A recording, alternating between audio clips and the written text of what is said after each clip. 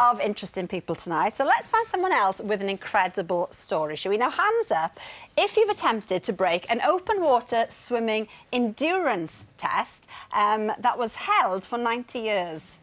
You, Dave? No. Travelling from here in Donegal to over there in Portstewart, it's usually about a half-hour drive along coastal roads, taking in some of the most breathtaking scenery along the way. Yes, hop on the ferry to McGilligan Point, drive through Game of Thrones country, past Coleraine and up to the seaside town of Portstewart. Or you could go that way. That is to say, swim from Moville straight across to Portstewart.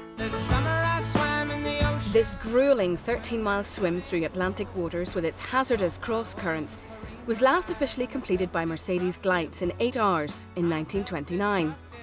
A world-renowned long-distance swimmer, she was invited by the town council to try this challenge as a publicity drive for tourism.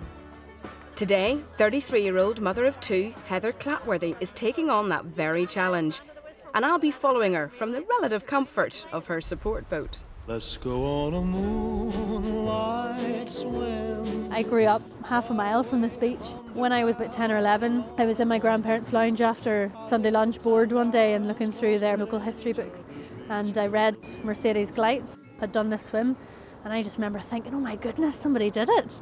I'm definitely going to do it someday. And that was all that happened. So it stayed in my head.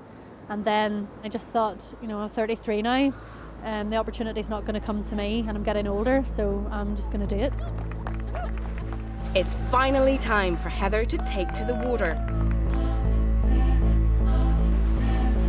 All she needs to do now is get to the other side, 13 miles away. This is the direction that we're heading in. It just looks so far away.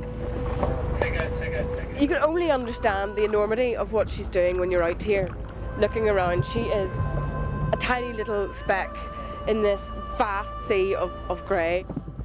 With powerful cross currents and the risk of hypothermia, this is no Sunday swim.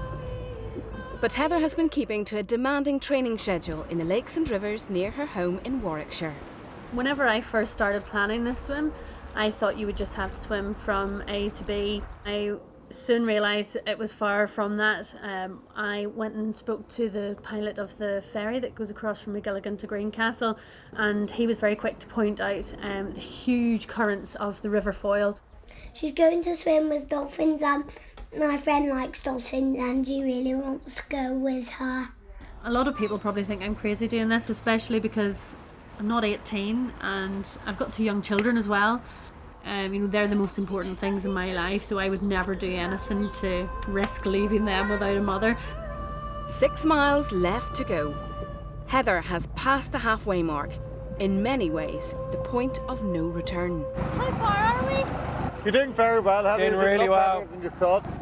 Now, if you were to be on this stretch of water nearly 90 years ago, you would have seen a very similar scene. When Mercedes Gleitz swam this unforgiving stretch of open sea in 1929, she had the world's media there to watch her. Today, her daughter Dolorando is here for Heather's attempt to make this crossing. So tell me about her swim to Portstewart. Practically the whole town turned out to see her swimming. Wonderful. When she swam from Moville over to Portstewart, and knowing that she was actually here on this spot. That's very special. It makes me feel good. It's very special, yes. It took Mercedes 8 hours to complete this swim. Heather, on the other hand, has the finish line in sight after only 4 hours, but she's beginning to look exhausted. There's also a dangerous riptide pulling her out to sea. Guys, get her in, get her going faster. There she is, and there's where she's heading to, and she must be exhausted. 4 hours and 15 minutes, half the time of Mercedes Gleitz. This childhood dream for Heather is now reality. And a round of applause for Heather.